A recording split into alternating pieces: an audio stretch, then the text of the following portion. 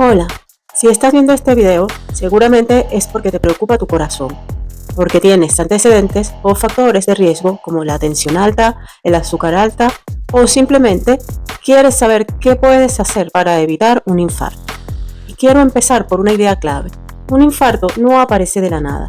Se va preparando durante años en los que varios factores se acumulan y dañan las arterias, pero que mucha gente o no conoce bien o los subestima o cree que tiene bajo control.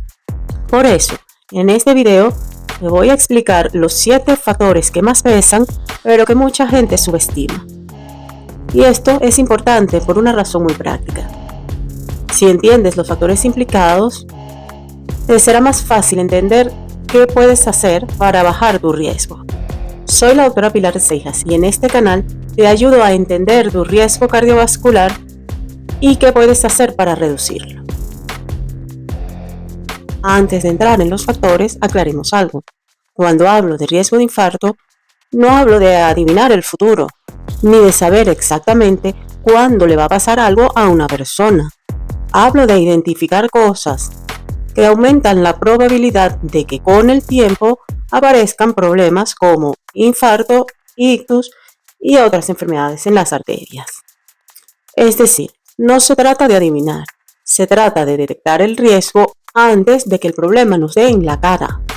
Porque prevenir no es vivir con miedo, es saber dónde poner foco y no dejarlo para después. El primer factor, y uno de los más importantes, es la hipertensión arterial. La tensión alta puede ir dañando las arterias, los riñones, el corazón, el cerebro, todo esto sin hacer ruido. Y precisamente por esto mucha gente la subestima. No siempre da mareo, no siempre da dolor de cabeza, no siempre avisa. Aquí el error frecuente es pensar, como solo la tengo un poco alta, pues no será para tanto. Y el problema no es una cifra aislada, el problema es cuánto tiempo lleva así. Y si de verdad está controlada. Si quieres evitar un infarto, este es uno de los factores que debes tomarte más en serio. El segundo factor es la diabetes, o en general el azúcar alta. Aquí también hay mucha falsa tranquilidad. La glucosa alta no solo es un valor alterado en la analítica. Esta puede ir afectando los vasos sanguíneos, el metabolismo, causando inflamación crónica y todo esto de forma silenciosa. Es más, una glucosa normal en ayuno no siempre significa que estás bien.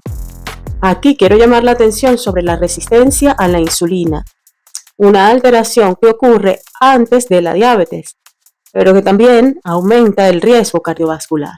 Además, la diabetes casi nunca viene sola, suele acompañarse de obesidad central, barriga, tensión alta, síndrome metabólico y otros problemas como hígado graso. Aquí el error frecuente es pensar, como no me noto nada, pues no será gran cosa. O creer que el problema es tener solo azúcar alta y no un riesgo cardiovascular más amplio. La glucosa no es solo diabetes. El azúcar alta implica tener un riesgo cardiovascular aumentado. El tercer factor es uno que la gente no valora bien, la obesidad central, o dicho de forma cotidiana, la barriga. Aquí no hablo de estética, hablo de salud. La grasa acumulada en la zona abdominal suele ir ligada a peor control de la tensión, peor control metabólico, inflamación crónica, resistencia a la insulina, peor sueño e hígado graso. Aquí el error frecuente es pensar, yo no peso tanto, así que no estaré tan mal. Pero la báscula no cuenta toda la historia. A veces la cintura, la barriga y el contexto metabólico dicen mucho más sobre el riesgo que el peso aislado. El cuarto factor es el colesterol, especialmente cuando está alterado de forma mantenida o cuando se suma a otros factores de riesgo. Aquí hay mucha simplificación. El colesterol importa, sí, pero por sí solo no explica toda la historia del riesgo cardiovascular. La salud de las arterias puede ir alterándose por varias vías a la vez: presión alta mantenida, azúcar alta, inflamación crónica, tabaco, mal descanso, y dentro de ese proceso el colesterol sí tiene un papel, pero no es el único. Aquí el error frecuente es pensar: el colesterol no me da síntomas, tampoco será tan importante, o reducir la salud arterial al valor de colesterol medido una sola vez. Así que prefiero que te quedes con esta idea: el colesterol importa mucho, sí, pero no deberíamos hablar de salud arterial como si todo dependiera solamente del colesterol. El quinto factor es el tabaco, probablemente el más obvio y aún así uno de los más frecuentes en la población.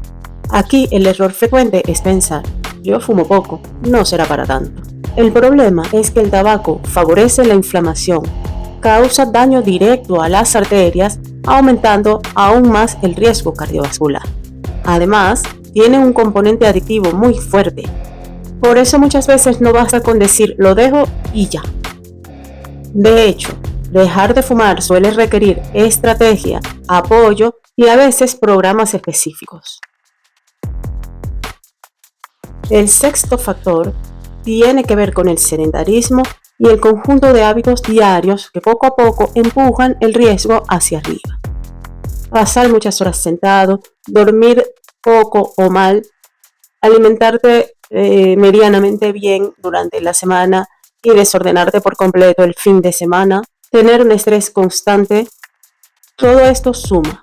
Aquí no se trata de buscar perfección, se trata de entender que lo que haces en tu día a día pesa mucho más que lo que haces de vez en cuando. Cambiar de hábitos no consiste en motivarte 2 días. Consiste en conseguir que tu vida diaria deje de empujar constantemente en contra de tu salud cardiovascular. Y esto es clave. Si logras implementar hábitos saludables y mantenerlos en el tiempo, puede cambiar toda la trayectoria de tu riesgo cardiovascular. El error frecuente es pensar: yo sé lo que tengo que hacer, mañana empiezo. Muchas personas no fracasan por no saber qué hacer. Fracasan porque hacen cambios imposibles de mantener o porque nadie les ayuda a convertir una recomendación general en una rutina real. El séptimo factor, y uno que se subestima muchísimo, es el sueño, especialmente cuando hay sospecha de apnea del sueño. Todavía hay mucha gente que piensa que roncar, levantarse cansado o dormirse durante el día es algo menor, y no siempre es así. La apnea del sueño se relaciona con hipertensión arterial, peor control metabólico, más riesgos de arritmias y eventos cardiovasculares que pueden ser incluso fatales.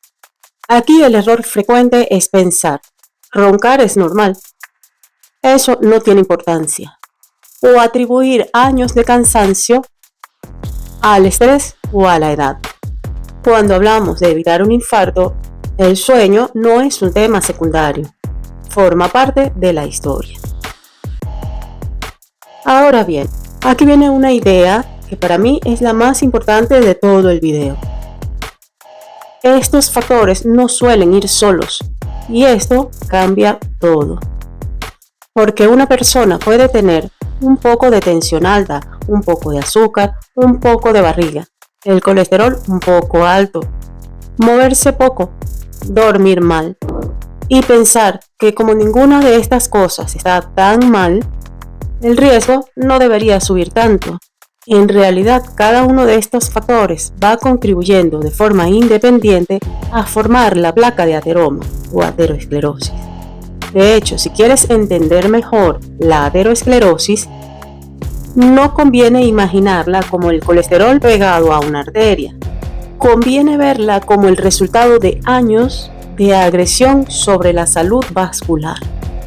Y si quieres entender mejor este tema, en la descripción te dejo el link de un artículo donde explico todo esto de forma detallada. Entonces, si quieres evitar un infarto, ¿qué hacer con toda esta información? Lo primero es no quedarte con una idea vaga, debo cuidarme más. Lo segundo, identificar cuáles son los factores que están presentes en tu caso. Lo tercero, no conformarte con impresiones. Hay que medir bien, revisar bien y entender bien. Y lo cuarto, y más importante, tener un plan. Porque evitar un infarto no depende de una sola decisión heroica. Depende más bien de detectar qué te está acercando más a ese riesgo y actuar a tiempo antes de que tu cuerpo te pase factura. Así que si tuviera que resumir este video en una sola frase sería esta. Un infarto no aparece de la nada. Se va preparando durante años con factores que mucha gente subestima. La buena noticia es que estos factores se pueden identificar, vigilar y trabajar. Y ahí está precisamente el valor de la prevención cardiovascular. No en adivinar el futuro, sino en actuar antes que el problema llegue demasiado lejos. Si quieres, en la descripción te dejo acceso a mi test de riesgo de infarto, que te puede ayudar a organizar un poco tu situación. Y si este tema te interesa, suscríbete porque en este canal voy a ir explicando paso a paso cómo entender y controlar mejor los factores que te acercan a un infarto. Hasta luego.